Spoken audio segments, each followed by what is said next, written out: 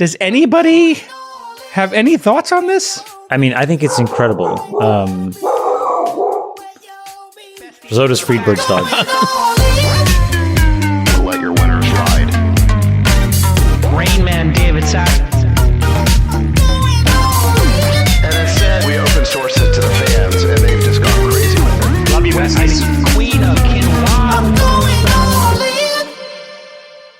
Hey, everybody. Welcome to another episode of the All In Podcast. It's been a week. It's been a minute.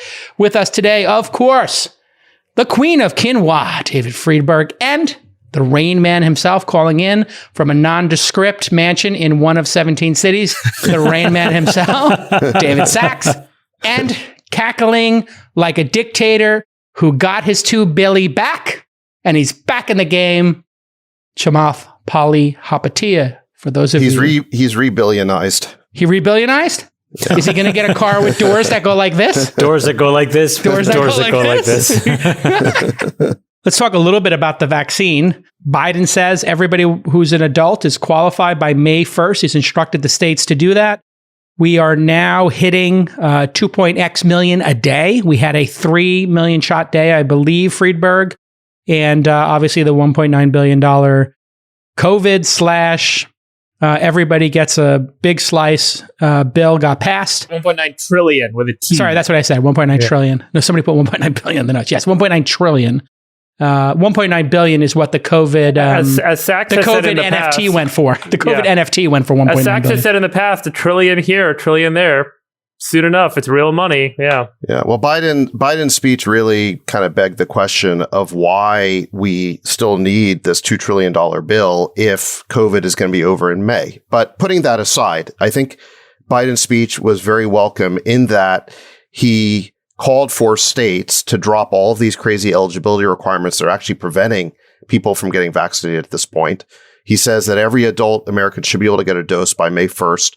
And he's right. And, you know, there's a sharp contrast with Gavin Newsom in California, who keeps playing political games with the administration of these doses. So in California, just yesterday, we added 250,000 more doses of unused inventory. So the amount grew to 4.5 million unused doses sitting on a shelf. Only 215,000 people got vaccinated. So we're actually building inventory faster than we're building the population of people getting vaccinated.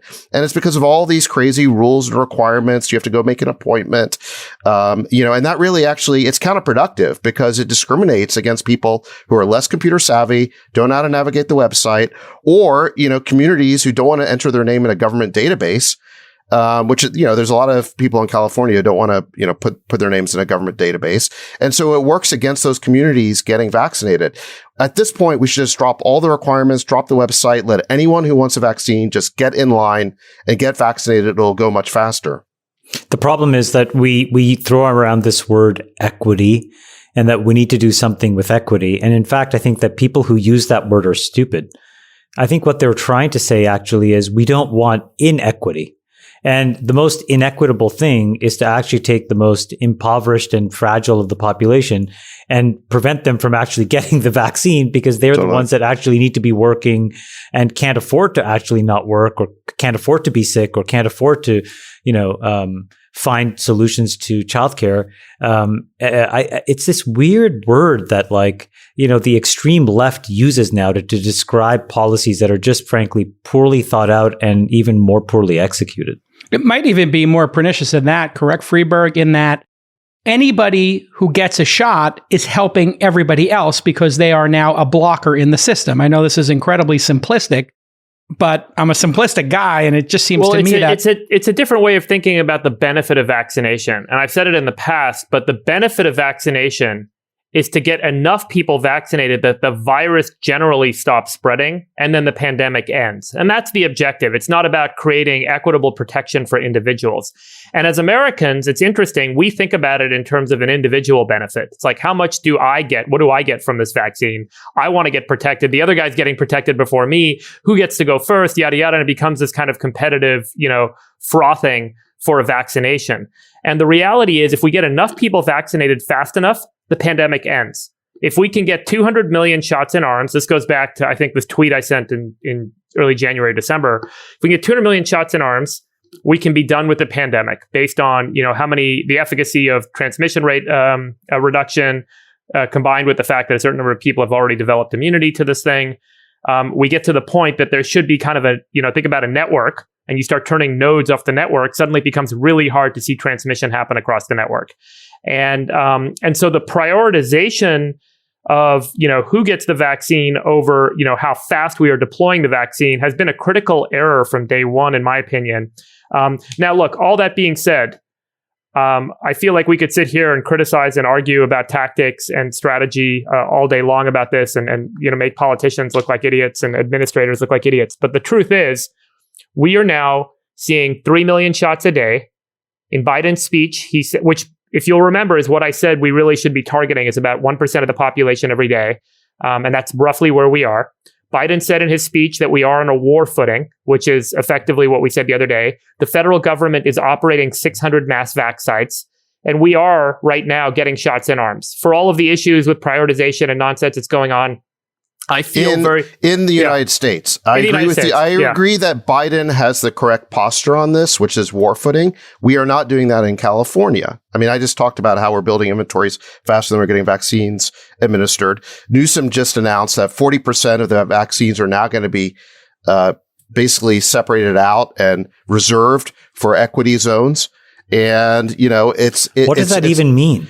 It means that certain communities, only people in certain communities can get those vaccines. And they're going to be distributed out through this complicated system of local community groups. All that does is put money through some no-bid contract to some shitty technical company, a bunch of consultants that then take advantage of the system, get paid hundreds of millions or billions of dollars to do nothing. I mean, exactly.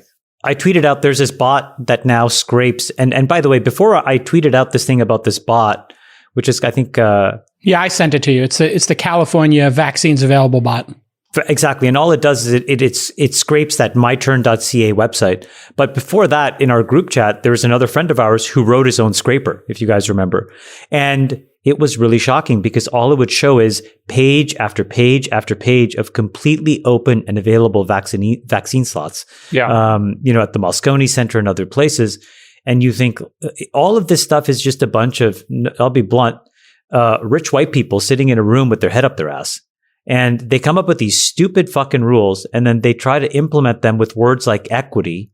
And all that happens is that you compound inequality.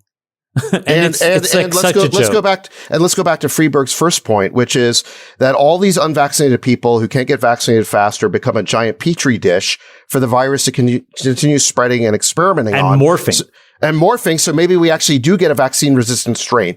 The new strains, the variants have been popping up so far are not vaccine resistant, but the longer the pandemic goes on, the longer there's a chance that one could arise. And then we're back to square one on this thing. So it's going to hurt everybody.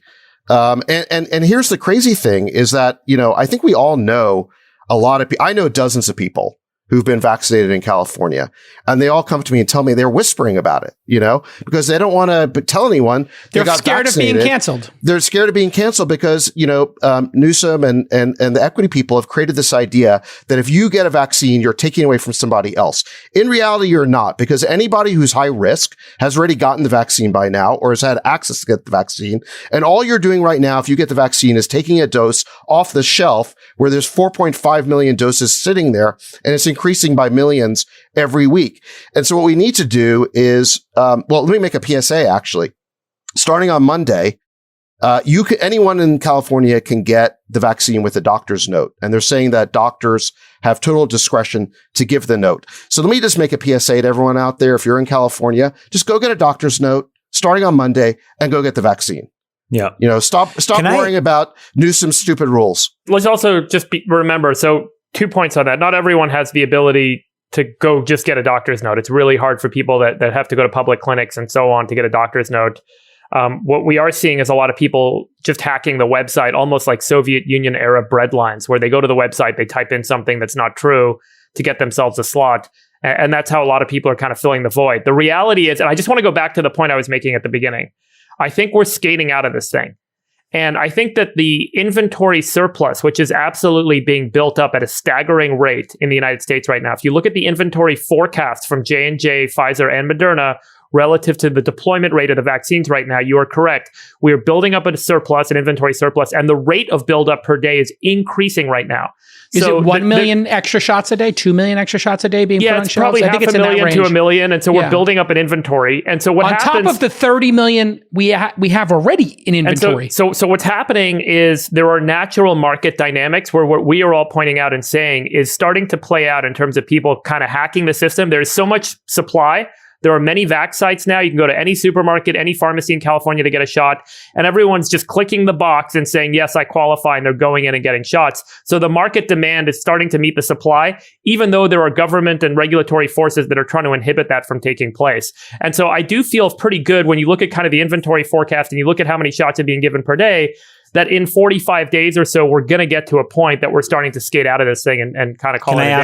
Can I ask you a question? Despite the idiocy of the process that regulators have kind of put in place. Yeah. Freeberg, I just have a quick science question because I was trying to find the answer to this, but I would love for you to tell us. What is the real efficacy of the vaccine and what is your transmittability, like your carrier status once you've gotten, for example, like, let's just say you take the Pfizer vaccine, right? Yeah. If you get the Pfizer vaccine, how many days until this is like pretty good? And, like what is really the risk profile between the first shot and the second shot? I'll share this link and then we can post it on the show notes. on the show notes and people can take a look at it. But it's an excellent paper published in the New England Journal of Medicine showing basically a population of unvaccinated against Pfizer vaccinated with 500,000 in each population, 500,000 people. Yeah. Day 8. And they showed basically the accumulated infection rate, severe hospitalization rate, and death rate of each of the two populations over time. And that really kind of, I think, highlights the efficacy of the vaccines and at what time period they become efficacious on each of those metrics. And by the way, even after the first dose, across a population of 500,000 people, the margin of error on death shows that there may even be complete protection against death after the first dose of the Pfizer vaccine within 7 days of getting that shot. Pretty powerful statistic. Just to describe the chart for those people listening, you have two populations and one's in blue, one's in red. And the time is, in days on the bottom axis. And when you get to day 8, one line goes sideways and the other one keeps going straight up. So it's day 8 after the Pfizer that you're basically protected according to this chart. And that's on the first shot. And I think it adds 1 or 2 cases. Yeah, but that's right. There have been 0 deaths. So I think day 8 is the day.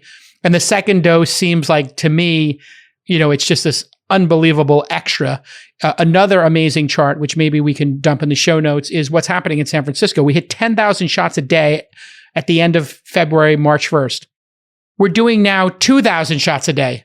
So we literally have dropped 70% or so. We're at 3,000 shots, I think, from the peak. Yeah. So this crazy wokeness is resulting in, in this virtue signaling that, we can't give any shots to anybody unless we get this group first or that group first, is now leading to everybody hacking the system.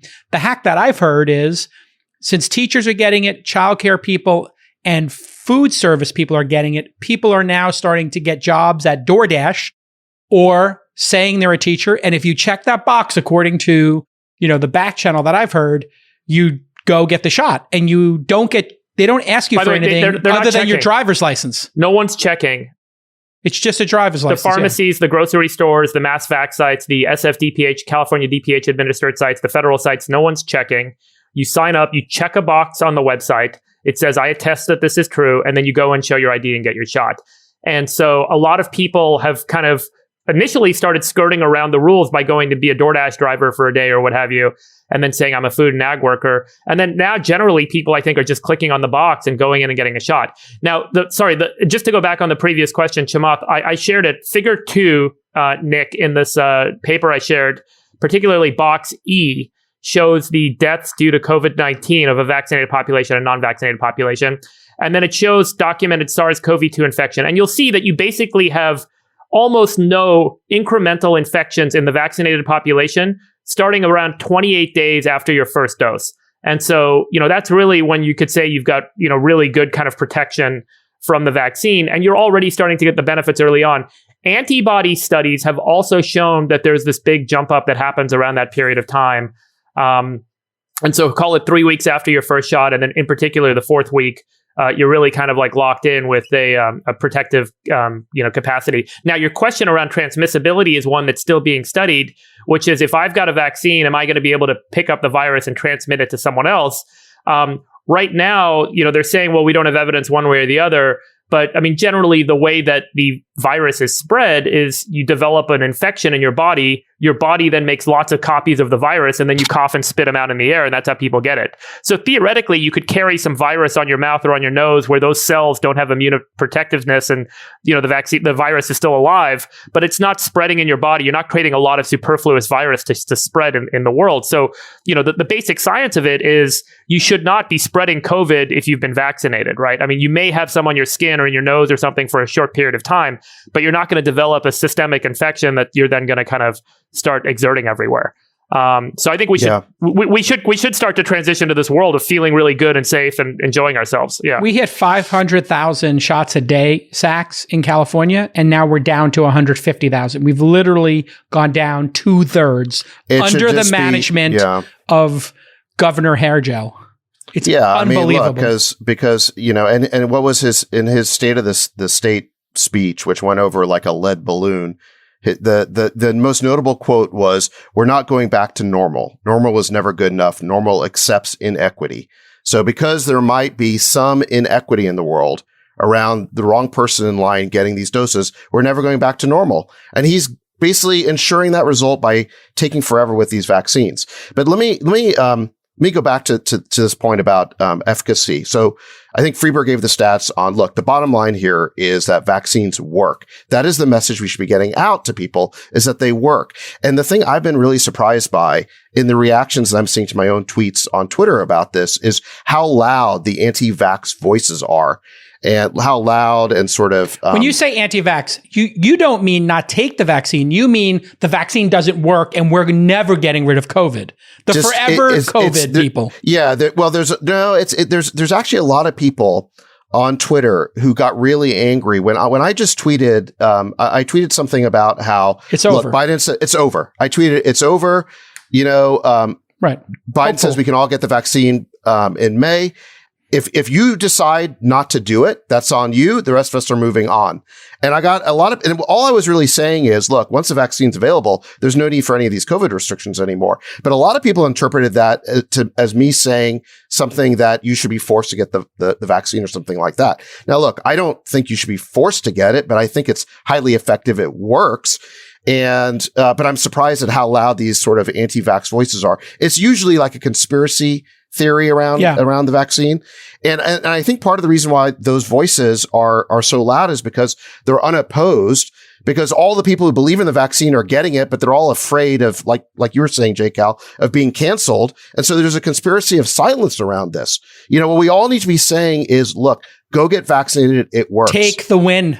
America, take the win. We screwed this thing up for 14 months. Can we just take the goddamn win and move on? I'll give you a little thing that always pops into my mind in all of these things. Whenever I hear some politician or some like navel-gazing intellectual use the word inequity, I think like this is a power grab, because the word equity is really about ownership, whereas the word equality is about balance.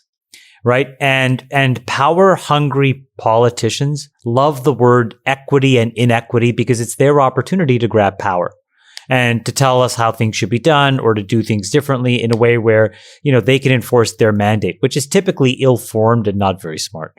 And I would just encourage all of us, whenever you hear the word equity or inequity, this huge red light should be going off in your head saying, whatever this person says next is a crock of horse shit and it's probably a power grab. Whereas if you hear people really talking about solving inequality, there's really no mechanism to solve inequality through power. Well, I think that's a great point around the language that gets used. And I have a similar concern about the way that the word privilege gets used. We used to have a term in this country called success. Yeah. People were successful or not. And, success had a connotation of being earned, whereas privilege has a connotation of being unearned. Well, I mean, now sometimes privilege is earned success and sometimes it's unearned. And, but when you start using the word privilege to describe all success, it implies that there's something, unjust or unearned about it, and it needs to be reallocated. So, that to me is another one of these political words is we shouldn't be confusing success with privilege. Yeah. They're two very different things. I have an example of this. Oprah Winfrey is successful. Prince Henry has privilege. It's privilege. It's privilege. I shoehorned the Meghan Markle story finally here. I do want to talk about the Meghan Markle story actually at some point before the end of this podcast. But before Let's we do it that, right now. Joe Lonsdale actually also had a tweet, a pretty unapologetic set of tweets around, the miscasting of this concept of privilege. And I thought it was really on point. I really agreed with what he was saying. And it's effectively what you're saying, David. It's like people right now, I find, are just so, well, not people. The people that take the time to wallow in Twitter, mostly, at least as I interact with them, are just so bitter. And I think that there is no magnanimous happiness for other people's success anymore. I think like we live in a culture now where everybody feels it is so zero sum when it's not, in fact, zero sum. And people just begrudge other people's success, especially, by the way, when it's earned. And the reason is because there's an entire generation of people of all different ages and, but this last 5 or 10 years who tapped themselves out. Now, some were legitimately prevented from success, but there's a lot of people that bought into this narrative of, wow, it's a whole conspiracy that's set up against me, so I'm not even going to try. And they are often the loudest and the most embittered. Absolutely. And the reason is because, everybody wakes up in their 40s and 50s and starts to rationalize their choices in their lives. And what they really feel deep down inside is, oh my God, I just let an entire decade go by of blaming other people. Yeah, and I think there's a surprisingly large amount of that. This ideology of victimization doesn't teach people the right things, because you start to think that, if you're wallowing in your oppression, then you don't have agency over your own life. You're blaming other people for not being successful, not getting ahead, when what you should be doing is focusing on working and improving your own life and getting ahead. Or also just redefining what happiness means. Happiness doesn't mean what that other person has and then saying, because I don't have that, I have nothing. Happiness is really like introspectively figuring out like what really makes you complete. And I mean, not to get too syrupy about it, but it's like, that's what we've also lost the script on. So when you put all of these things together, there's just a bunch of people that sit on the sidelines. They either are too scared to enter the arena, or they don't want to enter the arena. They don't want the failure that comes from it, because they've grown up in a culture where, they had the kindergarten soccer ball handed to them, the gold star in everything they've ever done. Participation trophy. And now what we really need are people in the arena more than ever, folks trying and failing, and it's okay. And there's just not enough of them. What instead is, there's just a lot of people who just want to bitch and complain. And I think this is the backlash to the Meghan Markle interview is this miscasting that this is an extremely privileged person, or, Harry and Meghan both are very privileged. But I think what they're trying to do by making all these sort of accusations of racism against their own family is they're trying to ground that privilege in victim status. And this is the thing about privilege is a social concept. It's got nothing to do with success, which is either earned or unearned. And so the way that people get to maintain their privilege is they ground it in some sort of victimization. It creates these very perverse incentives. My reaction to the Meghan Markle Prince Harry interview was the following. I had a lot of sympathy for what she was saying. But on the other side, I also thought you must have known what you were getting into on the way in. And it was beyond now. And look, I'll say this as a Canadian and a Sri Lankan. So the Queen and the monarchy is an I can't describe to you guys because you're not part of the Commonwealth, but it is just a definitional part of who we are as we grow up. And I don't know what the equivalent American construct is. I guess there isn't one really. And so, the monarchy is an incredibly important thing, but we all know that it's this kind of like anachronistic thing that bullshit. Just kind of, look, for us, it's not bullshit. Like if you said to me, despite all my bullshit and raging against the machine and society and blah, blah, blah, and stature and whatever, if I could be invited to meet the Queen, I would be there in 8 nanoseconds. Well, okay? I think the equivalent is the presidency. We actually feel that way about the presidency. Like going to visit the president is a big deal. I've met presidents. The presidency is not an endowed kind of circumstance. There's something about the Queen. My point is, though, we all know that it's important. It's a great symbol of the Commonwealth. I'm very proud of all of that. But we also know it's anachronistic and it doesn't make much sense. And so, what do you think you were marrying into? And I think, my perspective was I felt bad for her. I can't believe, it got to the place where like people wouldn't get help for her when she was sick, and and then they were questioning Harry's or the kids, Archie's skin color. I mean, this is insanity. Like these people are stuck in the 1800s, but then you realize they are actually stuck in the 1800s because they're not allowed to have a normal life. They're not allowed to actually interact. So, are they at fault or is the system that creates these sort of like voyeuristic, exotic animals in a zoo that we call the king, the queen, these princes, is the system at fault? I don't know. I was kind of like 50-50 on the interview, but my perspective was the monarchy is in a really tough spot over the next 30 or 40 years because again, so now let me tell you where my belief is.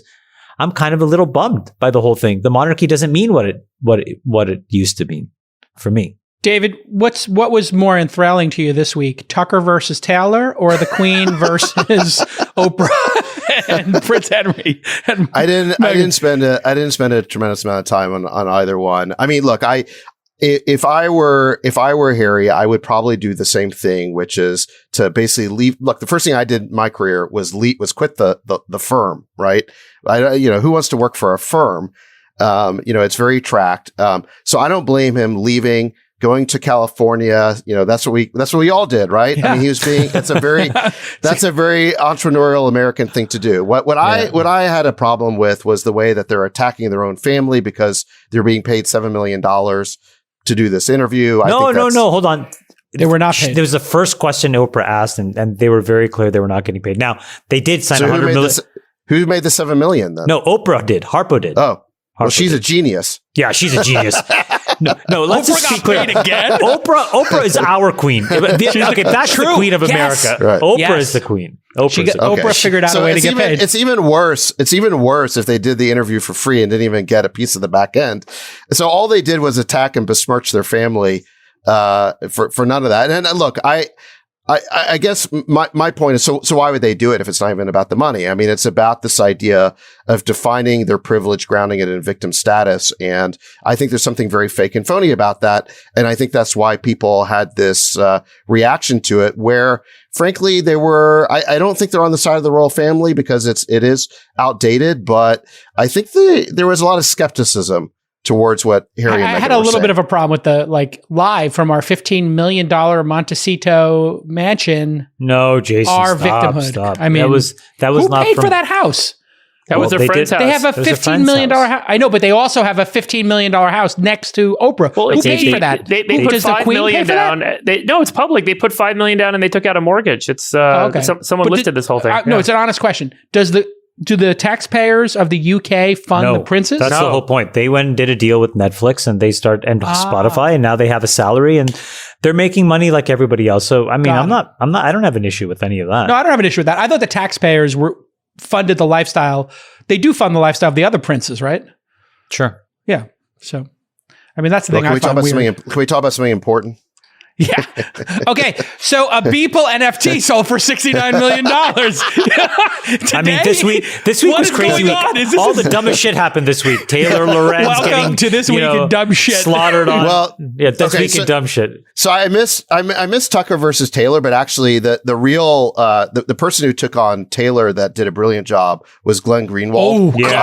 I don't know if you guys read his post, but that was brutal. Brilliant. Savage. Brilliant. And basically what he said is that, look, you've got these class of reporters out there who their job is to go out and they're like little hall monitors, trying to bust people for whatever they might say in a clubhouse room, not just public figures, but private people too. They're in the business of destroying lives and reputations.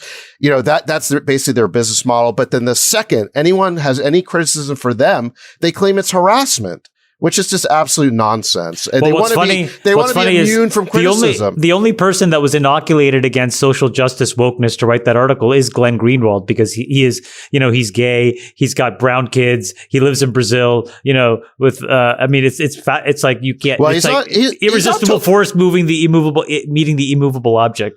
He's not completely immune because he was attacked, and people said pretty nasty things about him. But yeah, he definitely has some. I think Greenwald is an unbelievable writer who calls it like he sees it. I don't agree with everything he says all the time. But he's right to call this stuff out. There was another bunch of social justice nonsense this week as well. This poor guy had to give out this crazy apology tweet because he said he liked to exercise. What happened? Wait, what is that story? Okay, this is the greatest. Okay, there's a kid Because I've been telling you, Jason, I want you to exercise because I love you. I lost 20 pounds. Look at me. I'm and looking for pretty Saxapoo, good. I want both of you guys to I'm feeling exercise good. Tell more. me about it. By the way, public service announcement: COVID vaccine CA is the bot. So at COVID vaccine Yeah, at CA. COVID vaccine CA. It just tweets every 5 minutes 100 different places you can go pretend to be a DoorDash driver and get a shot. Sorry, I mean if Check you were the a box DoorDash to get driver, vaccinated. Check a box. Check check the box. get vaccinated. Check Let's box go. vaccinated. Let's roll, people. Don't let Newsom take away your health. Yeah. Don't let Newsom put you Don't in a noose. focus on equity. Yeah.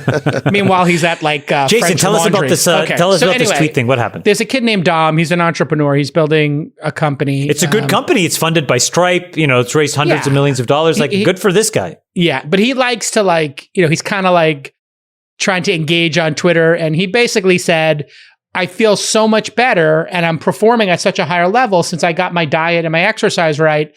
I mean, people who are not getting their physical right are really underperforming at work. It's such an opportunity or whatever. And then, the large and in charge, fat is beautiful, contingent basically tried to cancel him. Sorry, but did he say that you have to be skinny?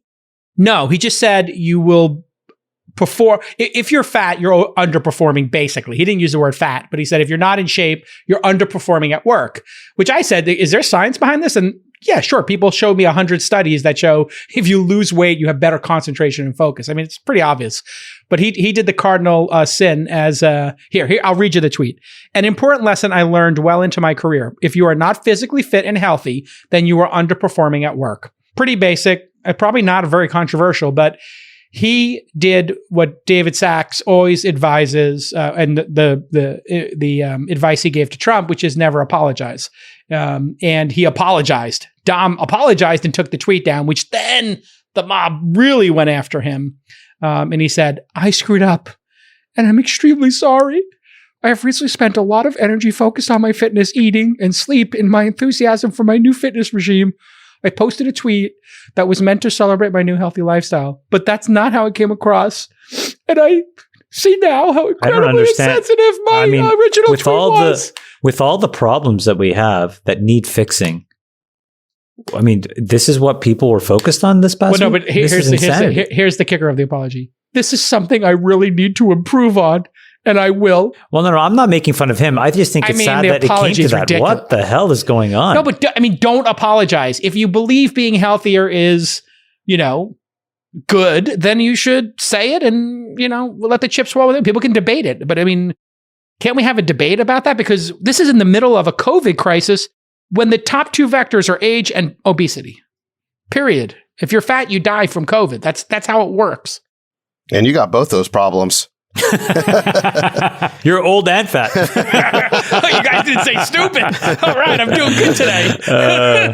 All right, today in All In Nonsense, apparently there's so much money in the system that an NFT just sold for $69 million after we talked about the previous one Bill Lee bought for $6 million. I don't know that he bought it for $6 million, but somebody bought one last week. NFTs seem like a real thing. It's reasonable to trade stuff, but $69 million I think it's incredible. I mean, I saw the breakdown of the number of bidders. Here, let me actually just get this data up because I think you guys will find it really incredible. My thesis on this, or my theory rather, is that there are a bunch of people who have stakes in these crypto assets, And then they all decide to buy up these NFTs to get the market started. And then once it's started, like But Jason, that's other honestly, people do with Jason, art, right? That's look, what people do in the real art world. You know this, but I've been buying art for a decade plus, and this is exactly how it works in the art market.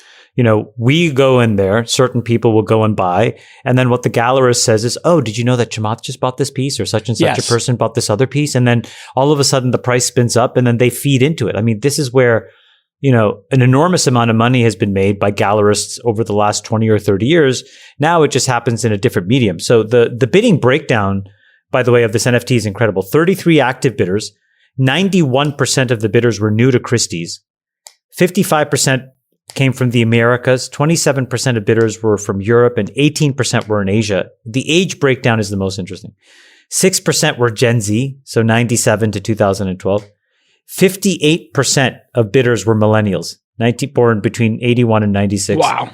33% Gen Xers and 3% baby boomers. So this is really like a transitional change in, basically deciding what's valuable. And I don't think this was any different than, when you had this transition from, sort of impressionist in the art world. Like if you moved from the body of work where, these impressionist paintings were just going for high tens, low hundreds of millions of dollars. And I think it peaked around Van Gogh. And then, basically it went from there off of a cliff where you can basically give away impressionist paintings. And everything went to contemporary and, sort of like this postmodern stuff. And that was a decisional change by boomers. What does giveaway mean to you, Chamath? Hey, tens of millions. Exactly. Oh, look, so I think on the NFT stuff and Beeple, Beeple is the artist. There's two things going on, right? So one is on a technology level, NFTs, non-fungible tokens. It's a legitimate technology for creating provenance on a blockchain. If a piece of art, basically gets put on a blockchain, you have perfect provenance. But that doesn't mean that all NFTs are valuable. In fact, most of them won't be. It's just a technology. Then you have the other thing that's happening is on an art level, what these sort of prestige galleries and so on, they're saying that Beeple is now a major artist. And the reason someone becomes a major artist is because they usher in or become representative of some new wave of art. Like Chamath is saying, you've got Impressionism, you've got Modernism. I mean, the reason why Jackson Pollock sells for whatever, $100 million. No, 300 to 600. Okay. It's because he represents an important wave in art. And some of those waves fizzle out and they turn into Ponzi schemes, and some of them become real. And people are speculating that this digital art will be a major wave. And they're saying that Beeple is the most important artist, and they're kind of betting on that. Now, do I think it's going to last? I don't know. I mean, hard to say. Probably. You said the key thing though. The key feature of NFTs, which I think is amazing, is that you can actually have ownership and provenance written into a blockchain. Now, you take that abstraction, you can apply it to all kinds of surface areas, and it makes a ton of sense. Any kind of other asset would make sense. If you own a car, if you own clothes, if you own watches, if you own wine, what happens if you own a house? Now, all of a sudden, if you can prove ownership over this stuff, not only can you trade it, but you can also borrow against it. And I think that is a really interesting idea where once you financialize all of these physical assets that we own, you do eliminate an enormous amount of inequality in the system, because you can actually get real transparent pricing. Like now, could you? Yeah, blockchains are a ledger, right? They're a perfect ledger system. And so every type of possession that relies on title should eventually be blockchained. So art's a good example. I helped found a company back in 2017 called Harbor, which was a blockchaining real estate. And it ended up getting acquired. So now acquired or acquired? No, it got acquired. We're going to don't worry, Chamath. Don't worry, Chamath. We're going to make money. We're going to make money. As an LP, I just wanted a clarification. Yeah, no. We're not going to make like SPAC type money, but we'll make a little bit of money on that deal. So don't worry. But yeah, look, I think we're in the early stages of this type of technology. You're going to see eventually blockchaining of every type of asset where title is important. David, I think that this is such an amazing idea because if you think of all of the opaque lending markets where people can't get access to reasonable cost of capital and they own assets, You end up in these crazy worlds where, like, if you look at the housing crisis or the great financial crisis, there was like so much crazy lending, but behind that lending was like double, triple mortgages. It's happening right now in the car market. All of that stuff doesn't necessarily need to exist, because if you have clear provenance and the ability to price risk, you just get, people can borrow a reasonable amount of money at a reasonable rate and pay it back. And, you can trade assets, you could sell assets. It's a really big deal, I think. I think if you take a zoom out on the the notion of what an NFT represents, it doesn't feel too dissimilar from other what I would argue is like non-productive assets. Like if you think about where one's capital goes, where an individual puts their capital, the first thing is kind of essentials, right? Things you need like food and medicine and housing and clothing and whatnot. And then you kind of enter into these kind of, kind of discretionary spending for a consumer, nice stuff, nice clothes, luxury goods, things that are basically going to diminish. Then as you think about allocating the leftover capital, you're either going to allocate your leftover capital into investable assets that are either productive or non-productive. A productive asset is something you buy that you expect to return. It produces some value for you as you own it, such as owning a home where you get the value of living in it, or owning a car where you get the utility of driving around in it, or owning a bond which issues a coupon or a stock that's going to generate cash flows at some point in the future, theoretically. The non-productive assets are these assets that are just not designed to do that, but they're a store of value that you expect at some point to realize some return. Because someone else will pay a higher price to you for that non-productive asset. This is like a piece of art, or some piece of gold or something, something that you kind of hold, or more increasingly, digital assets. And it seems like the explosion in digital assets is, as Jason pointed out at the beginning, like as we've kind of moved to a highly kind of overvalued segment of productive assets, that market is very frothy. It's very difficult to kind of find productive assets that are worth putting capital into. There's continually more interest in non-productive assets across the board because there's excess capital in the system. And it turns out that when that happens, there's enough of a market dynamic that emerges in non-productive assets that gives people a reason to put their capital in and expect to have a return on them in the future. As soon as the market starts shrinking, as soon as you start having effects that are deflationary, money will pour out of that market in general. That's always what happens with the art market and has for hundreds of years. And it's the digital means of kind of realizing that same market transition that Chamath talked about. My question is, do you get the rights? I guess this is dependent on the terms that are set in the smart contract. But in the case of the Beeple, if I were to buy it for $69 million, do I have the rights to it so that I can print T-shirts and sell $100 T-shirts? Or can I create 10,000 more of these? Can I monetize it? Is what I'm asking. That's a great question. I don't know, but that's a fabulous question. By the way, because the alternative, like as you pointed out, the artist and other folks have rights to art, even though the original painting is what's sold. The original master of a Bruce Springsteen song could be sold to a collector. But the rights on that track for reproducing it and making money off it are owned by a publishing house. So you can own the physical magnetic tape, but not own the rights to exploit it commercially. And over time, those rights fall away. So if you think about what that NFT represents, it represents that particular chain of electrons, and this is these bits that represent this image. And it's not necessarily. Can people make 100 more and then sell those? He could change one pixel, theoretically, or 2 pixels, and he could go print a bunch of stuff and go sell it, right? Not really, because those images were ones that he had this rhythm of creating like one a day, I think, for a very long period of time. And he contributed them all into this master, right? Exactly. So it's a one of one. Another interesting one of one that just happened was these performance artists, or I guess like underground digital artists, bought a Banksy for $125,000. I get thousands and millions confused. That's all right, a joke. Everybody. Well, that's a the douche hashtag joke. you want to use for this episode is #cancel Chamath. Go ahead. Keep going. Yeah. Good luck. Please. Good luck. Anyways, these 4 guys bought this Banksy for $125,000. They brought it to a warehouse in Brooklyn. They took a high-res image of it. Okay, so they took a picture of it. And they created a one-of-one NFT, right? Okay. Then they created a YouTube video of them burning the original Banksy. Oof.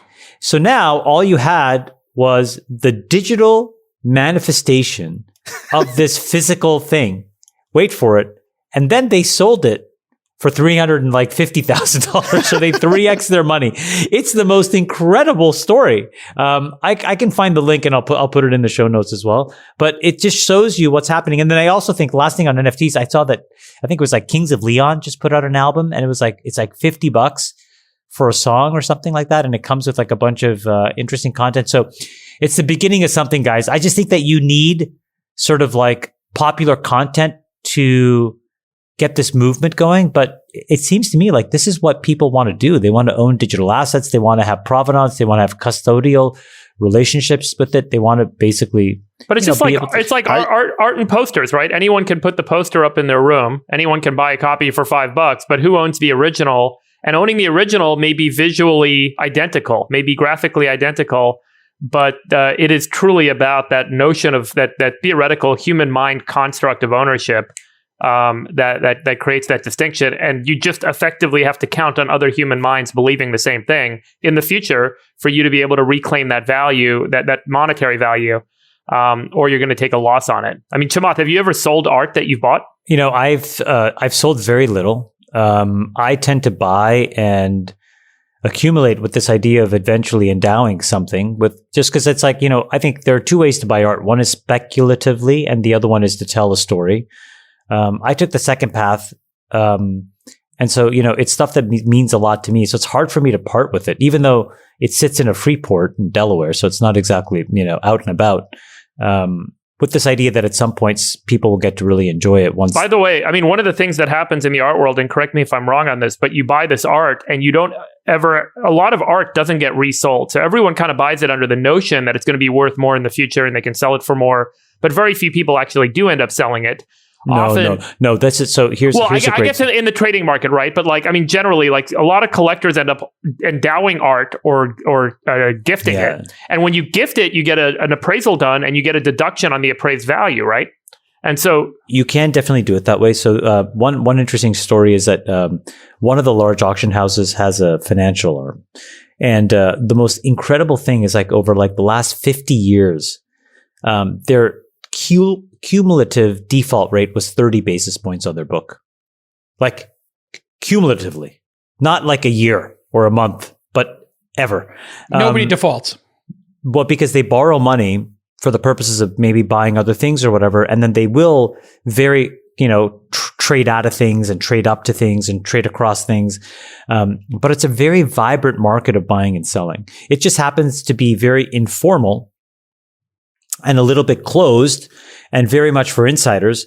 And, you know, another reason that I think that NFTs will change, because will change this, is that it just makes it available to everybody, because you put all art on a very level playing field. And really, at the end of the day, what is art? It's a commentary on society. And I think that having that level of transparency on that kind of stuff is going to be really valuable, because you don't want one or two people who you fundamentally disagree with as being a tastemaker for a kind of art that you think is fundamentally flawed.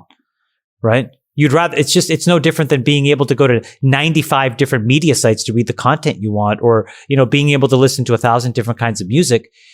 All of it in its totality is a commentary on society. And I think what society says is we want transparency and we want choice. And this is where I think, like, that's why I think NFTs I think this is a good dovetail into what's happening with the stimulus bill and where we started, which was, is this even necessary?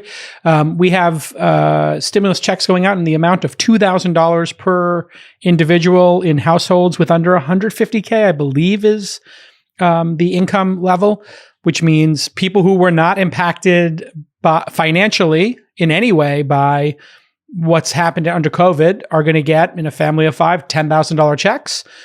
Even if nobody was laid off, or that's only like 9% of the bill, Jason. I mean, so it was 450 million out of 1.9 trillion. So, what do we think the impact? I sort of have two questions. A working theory. Oh, sorry. Go ahead, Jason. What are your general thoughts on this? Is it necessary? And then two, what are the second order effects that we each predict will happen over the next 18 months when all of this capital gets injected? So the latter is what I've been focused on trying to figure out. And I saw some really interesting data, which basically, I'll ask you guys the question because maybe you guys know the answer. But if you measure wealth inequality when do you guys think was the most recent period where there was the least wealth inequality? The least. Well, sorry, how do you define that? You can measure it like the Gini index, or you can measure it as like, the gap between the top decile and the bottom decile in terms of wealth and accumulated assets. Well, would it be before the robber barons? No, it was or between the robber barons and now? The period of the least inequality in recent history was in the late 70s, which is an incredible stat to say, where the gap between the top decile and the bottom decile was like, kind of like on an index like 60, 65, whereas today it's sort of like at 100. Now, what happened then? And this is really interesting. Wasn't that an inflationary period? There you go. So what happened? And as it turns out, inflation is a phenomenal way to decrease... levels the playing field. Absolutely. It decreases people's richness. So it makes rich people poorer. That's really the most effective tool that you have to recalibrate. It's very, very hard to redistribute money. And I think every attempt at doing that has largely failed.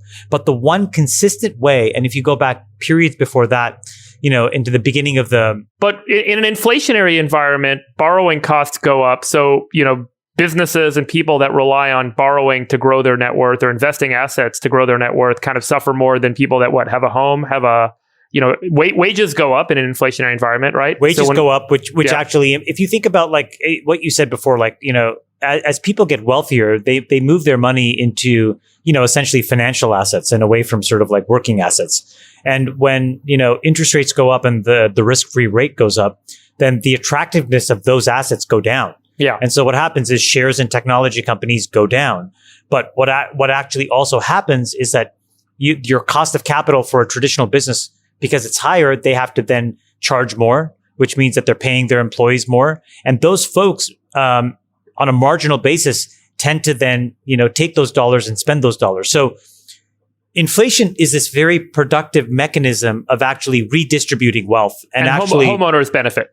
Homeowners benefit as well, but like, it shrinks the wealth inequality. Mild inflation is probably good. It's better than probably deflation. But if it tips over into hyperinflation, then it destroys everyone's savings, right? And rich people have the ability to protect their assets against inflation a lot better than middle class people do. So, you look at like Venezuela, Weimar Germany, hyperinflation.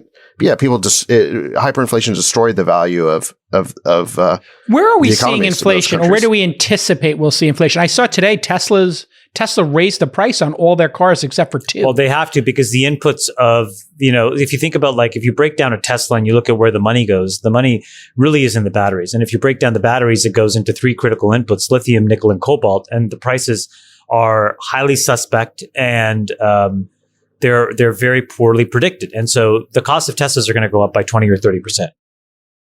And there's nothing that Tesla could do.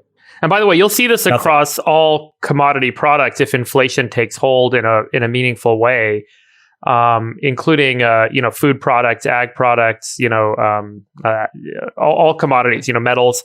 But the businesses that'll benefit the most, and this is really interesting from a technology perspective, and I think it played in part, my understanding is, speaking to a number of PMs about this, portfolio managers at funds, is that, technology companies don't have a lot of hard assets. And so they have less kind of, value accretion, and they don't play in a commodity supply chain.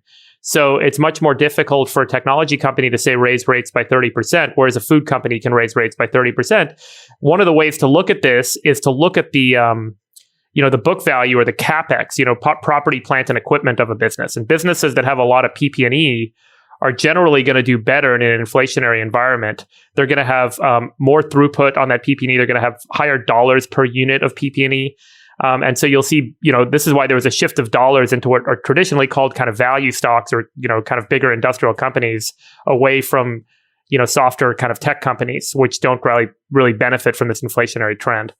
And so there's going to be, some sort of play out in those sorts of products, probably more, JCal, than just I think, pure David, software. Do we see it in SaaS? Because I've noticed that SaaS prices are going up, and that people are just keep adding to the price of these SaaS products. I was pricing out all the virtual conference, stuff like Hopin and all that Airmead and whatever. And I was just shocked at how much they wanted to charge, $15, $50, $100,000 a year. And I was like, but can I use like Zoom and this for that, in a chat room, Slack room? And are we going to see it happen in SaaS where people are going to start raising the prices and just increase their profit margin because their employees are going to demand more money because they're part of this cycle? I think that's a function of pricing power going up for SaaS companies as they become more established and entrenched. Those companies are very profitable. I don't think they're experiencing wage pressure in any way. I think that they're just becoming more successful. Their pricing power is going up as they become not necessarily monopolists, but as they have more market share and they dominate their categories, they can increase prices. But I want to go back to this idea of the 1970s because I want to challenge the idea that the U.S. economy was doing well in the 1970s. So Chamath mentioned the Gini index. There was a different kind of metric called the misery index that was a much more popular index that was used around that time. And the misery index it was defined by a Brookings economist, and it was basically the sum of the unemployment rate and the inflation rate. And in 1980, the misery index was 19.7%. This is why Ronald Reagan got elected, is because you had a CPI, which is the inflation rate, of 12.5%. And then you had unemployment of another 7.2% on top of that. And, the 1970s were, especially the late 70s, were an economic disaster for the country. So maybe things were more nominally equal, but everyone was more equally poor. And what you saw in the 1980s is that they got, inflation under control. Paul Volcker at the Fed broke inflation. That lowered interest rates enormously. That allowed people to buy homes. The stock market went up and, it was an economic boom. So I don't know that this idea that we want to introduce a lot of inflation into the system is a good idea. Like I said, I think mild inflation of, say, 2% is better than 2% deflation the other way. But I think we should be very careful here about inflation and making sure it doesn't get out of control. And the other index to look at is the quality of life index, which is typically, healthcare, and then the property price to your income ratio, commuting, pollution, safety, and those kind of things. And, the United States is 15th on that list, with obviously the Nordics and Australia, Germany, New Zealand just being at the top of those rankings. In America, we've never really thought about that, right? We don't really even discuss happiness, and that quotient. We don't index for that. Happiness and low stress. I think we're talking a lot about quality of life in San Francisco now, because that's a community that's very rich, and yet it's a miserable city to live in because crime is out of control. Jason, you and I have been focusing on this DA Chesa Boudin, who's had an enormous impact on people's quality of life because he's simply not prosecuting theft in the city. There's actually, it was a crazy tweet where a city council member was inside City Hall calling for a hearing on the rampant rise in theft in the city. And meanwhile, his car was broken into right outside City Hall. I mean, you can't make this stuff up. And then the other thing that came out were a whole series of statistics about crime in San Francisco trials and convictions. Basically, Chesa has not been conducting any trials. He hasn't been convicting anyone. It turns out that the number of trials and convictions that he's gotten in the 14 months he's been DA is 1/10 of what Gascon got when he was DA. And by the way, Gascon's not the model DA or anything. I mean, Gascon is facing a recall in LA for dereliction of duty, and he's still 10 times more productive than Chesa Boudin. Just a quick update. Many of you, when I mentioned the GoFundMe for to put a journalist on Chesa, if you just type in GoFundMe Chesa, CHESA, into the Google, we added $8,000 since last week. So we have $58,000. That's going to a journalist and a data journalist to cover this exact issue. So thanks to the folks who donated. I'm not taking any money from it. I'm donating, obviously. Other than a small finder's fee. No, $0. I'm donating to it. I basically said I'll be 1% of it, whatever the final number is. I think the Marina Times has done a great job with this. And there have been a couple other sources as well. But how dishonest was it? I mean, this has been a recurring theme on the pod, so I just want to touch on it. Chesa sent his little mouthpiece, his little minion, the high school friend, to go out and challenge us, writing that blog post saying that it was a lie that Chesa wasn't prosecuting anybody. And lo and behold, the numbers have come out. He tried to claim that Chesa had the same rate of charging that Gascon did. And that was true. But the problem is he's been pleading down all these charges. He's not taking anyone to trial. He's not convicting anyone. He's certainly not locking anybody up. So, I mean, what a lie that was. Well, and criminals are just so savvy that they actually understand what the chances are of them actually getting convicted, and they shape their grift and their crime to whatever the environment they're in is. Just like people who deal drugs, just like people who take these hardcore fentanyl drugs, they just pick the market where they're going to be most welcome. So they're not going to do it down in Palo Alto or San Mateo or Mill Valley. They're going to do it on Turk Street. Yeah, I think that's how it starts. But I got to tell you, I'm in LA right now, and there was an episode like last week at Il Pastaio, like yes, it's on Cannon Street in downtown Beverly Hills. A lot the of number one Italian place where all the celebrities go. It's a great Italian place. There's a lot of outdoor seating. There was basically a mugging of someone was just sitting at a table. Apparently, they were wearing a really nice watch, and they were robbed at gunpoint in the middle of the restaurant. Lunchtime. And then there was a struggle over the gun. I don't know why the guy just didn't hand over the watch, but anyway, he struggled over the gun.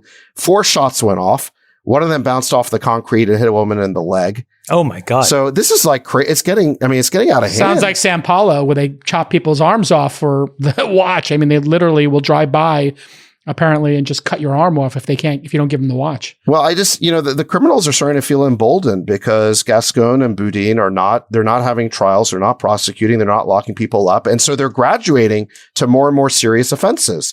I'm sure they probably didn't want to shoot anybody, or maybe that wasn't their intention. They just want to steal the watch, but it resulted in a shooting, just like the deaths of Hannah Abe and Elizabeth Platt when you had, Troy McAllister, hit them with the car. So, I mean, the fact that we're not locking people up is resulting in people dying and a lot of very risky behavior. All right, as we wrap here, a lot of SPACs going out. We obviously saw another, I guess, Roblox was a direct listing. I'm just curious. Only underpriced by 50%. Oops. So same problem as the IPO. So basically what you're saying is Bill Gurley's on his headset walking around El Camino Real. No, what I'm saying is journalists. What I'm saying is, irrespective of what the goals of the direct listing were, the result is the same as a traditional IPO. There you go. Can I give a shout out actually to a company that David Sachs?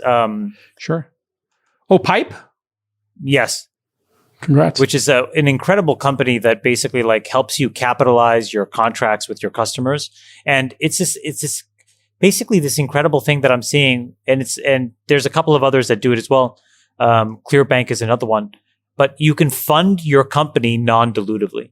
And at some point, I think we should actually talk about the state of the union in venture. Maybe we can do that in a couple of next episodes. I have a lot of thoughts on where I think venture capital is going. And when I see things like Pipe, I'm just completely so happy because I just think it's going to change the way in which venture investing is done. It's a very brilliant idea. You can go to pipe.com/twist to get 12 months free. Pipe.com is a two-sided marketplace. If you have reoccurring SaaS revenue or any kind of reoccurring revenue, somebody did it with the Substack. So I think Pomp Liano, the guy who pumps Bitcoin, he has a newsletter that makes $250,000 a year. He sold for 95 cents on the dollar his forward-looking subscriptions for the year and bought Bitcoin with it when it was at 35. So he's doubling down. But if you're a SaaS company, and we have many of them in our portfolios, you could take all of your monthly contracts, sell them on the marketplace to somebody else, not Pipe. Pipe doesn't buy it. It's some other financial person who says, I'll give you 94 cents on the dollar. I'll give you 92 cents on the dollar. I'll give you 85 cents on the dollar. And so if you have a $10 million book of business paying monthly, you can get that 10 million now and deploy it Jason, to acquire more customers. It's brilliant. This is a good maybe way to end, but I think let's agree that the next pod, let's start with the future of venture capital. 100%. I mean, it's changing dramatically. And I think these non-dilutive ways of growing a company will completely impact pricing, pre-money, post-money, the amount of equity that employees can and should own in these businesses. what is the value of brands? Like, it like people will know who David Sachs is and who Harry Hurst is. People necessarily don't even care anymore. Like, hey, if I'm calling from Sequoia, what does that mean anymore? They're going to say, who from Sequoia is calling? So these are all really interesting topics that I think are worth talking about. Another path is just the public markets, right? I mean, public markets are becoming the new late stage private market. And it's really, both the SPAC and early stage IPO and direct listing models are changing dramatically. And and there's more speculative risk seeking in the public markets in a way that I don't think we've ever seen.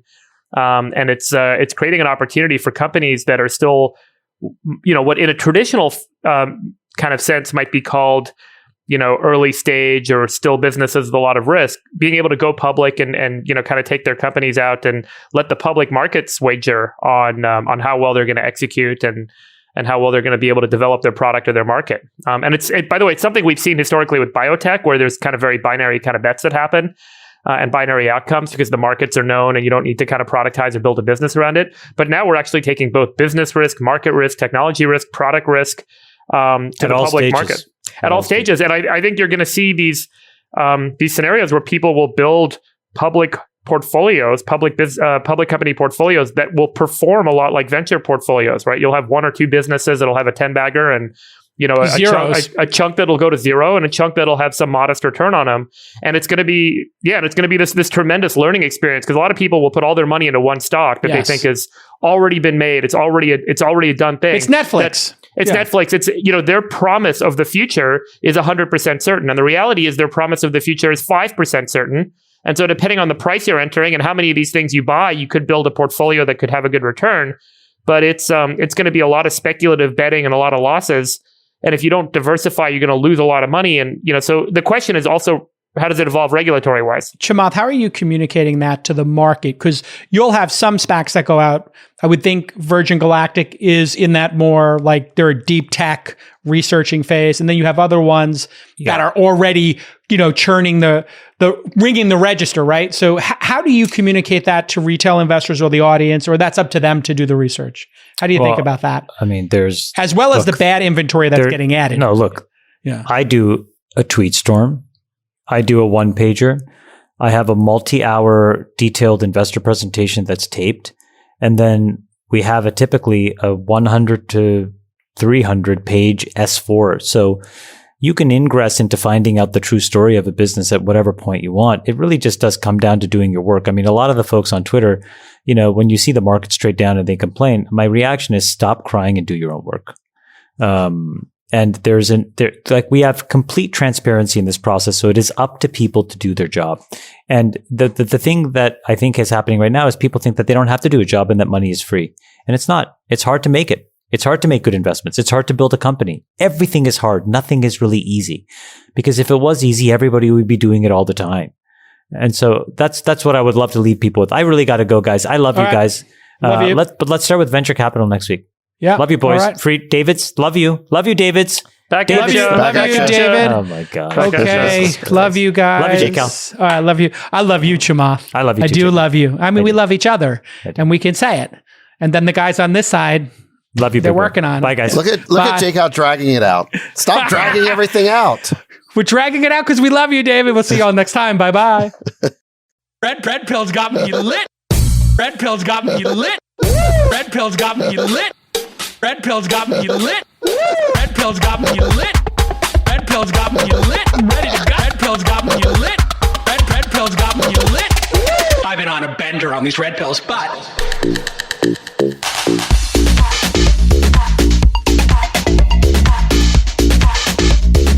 I've been on a bender on these red pills, but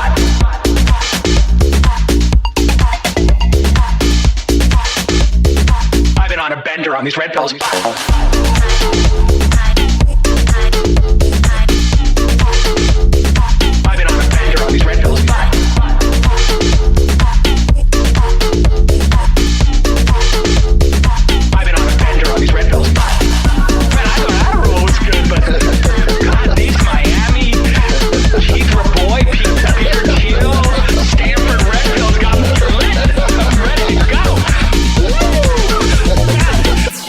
I'm ready to I need more red pills. What a joke. Get me those red pills from Miami.